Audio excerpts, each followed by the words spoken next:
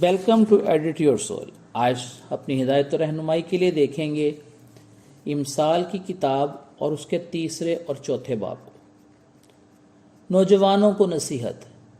اے میرے بیٹے، میری تعلیم کو فراموش نہ کر، بلکہ تیرا دل میرے حکموں کو مانے، کیونکہ تو ان سے عمر کی درازی اور پیری اور سلامتی حاصل کرے گا۔ شفقت اور سچائی تجھ سے جدا نہ ہوں، تو ان کو اپنے گلے کا طوق بنانا اور اپنے دل کی تختی پر لکھ لینا۔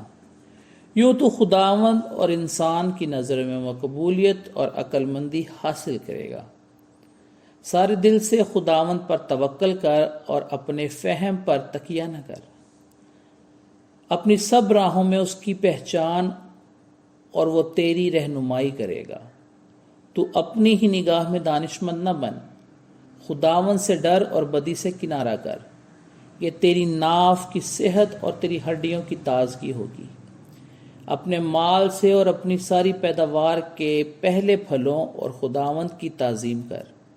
یوں تیرے کھتے خوب بھرے رہیں گے اور تیرے حوض نئی مے سے لبریز ہوں گے۔ اے میرے بیٹے، خداوند کی تنبیہ کو حقیر نہ جان اور اس کی ملامت سے بیزار نہ ہو، کیونکہ خداوند اسی کو ملامت کرتا ہے جس سے اسے محبت ہے۔ جیسے باپ اس بیٹے کو جس سے وہ خوش ہے مبارک ہے، اور آدمی جو حکمت پاتا ہے اور وہ جو فہم حاصل کرتا ہے، کیونکہ اس کا حصول چاندی کے حصول سے اور اس کا نفع کندن سے بہتر ہے۔ وہ مرجان سے زیادہ بیش بہا ہے اور تیری مغروب چیزوں میں بے نظیر۔ اس کے دہنے ہاتھ میں عمر کی درازی اور اس کے بائیں ہاتھ میں دولت و عزت۔ اس کی راہیں خوشگوار راہیں ہیں اور اس کے سب راستے سلامتی کے ہیں۔ جو اسے پکڑتے رہتے ہیں وہ ان کے لیے حیات کا درخت، اور ہر ایک جو اسے لیے رہتا ہے مبارک ہے۔ خداوند نے حکمت سے زمین کی بنیاد ڈالی اور فہم سے آسمان کو قائم کیا۔ اسی کے علم سے گہراؤں کے سوتے پھوٹ نکلے اور افلاک شبنم ٹپکاتے ہیں۔ اے میرے بیٹے، دانائی اور تمیز کی حفاظت کر، ان کو اپنی آنکھوں سے اوجھل نہ ہونے دے، یوں وہ تیری جان کی حیات اور تیرے گلے کی زینت ہوں گے۔ تب تو بے کھٹ کے اپنے راستہ پر چلے گا اور تیرے پاؤں کو ٹھیس نہ لگے گی۔ جب تو لیٹے گا تو خوف نہ کھائے گا، جب تو لیٹ جائے گا اور تیری نیند میٹھی ہوگی۔ ناگہانی دہشت سے خوف نہ کھانا اور نہ شریروں کی ہلاکت سے جب وہ آئے، کیونکہ خداوند تیرا سہارا ہوگا اور تیرے پاؤں کو پھنس جانے سے محفوظ رکھے گا۔ بھلائی کے حقدار سے اسے دریغ نہ کر جب تیرے مقدر میں ہو۔ جب تیرے پاس دینے کو کچھ ہو تو اپنے ہمسایہ سے یہ نہ کہنا کہ اب جا پھر آنا، میں تجھے کل دوں گا۔ اپنے ہمسایہ کے خلاف برائی کا منصوبہ نہ باندھنا، جس حال کو وہ تیرے پڑوس میں بکھٹ کے رہتا ہے۔ اگر کسی نے تجھے نقصان نہ پہنچایا ہو تو اس سے بے سبب جھگڑا نہ کرنا۔ تندخو آدمی پر حسد نہ کرنا اور اس کی کسی روش کو اختیار نہ کرنا، کیونکہ کجرو آدمی سے خداوند کو نفرت ہے، لیکن راست باز اس کے محرم راز ہیں۔ شریروں کے گھر پر خداوند کی لعنت ہے، لیکن صادقوں کے مسکن پر اس کی برکت ہے۔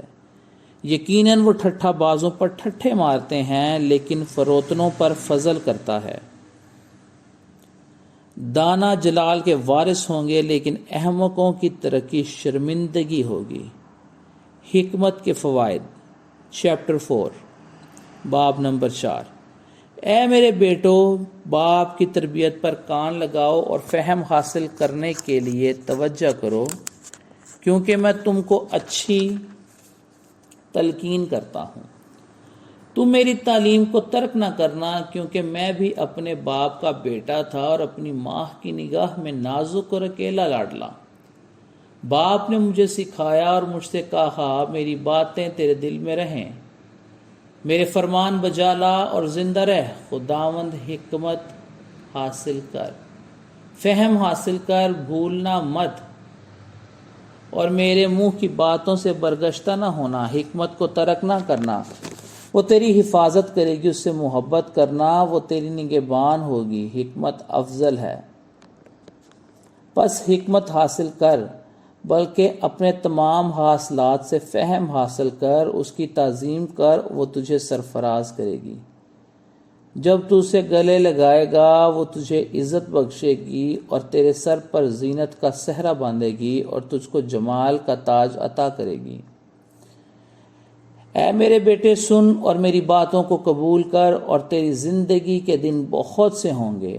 میں نے تجھے حکمت کی راہ بتائی ہے اور راہ راست پر تیری رہنمائی کی ہے۔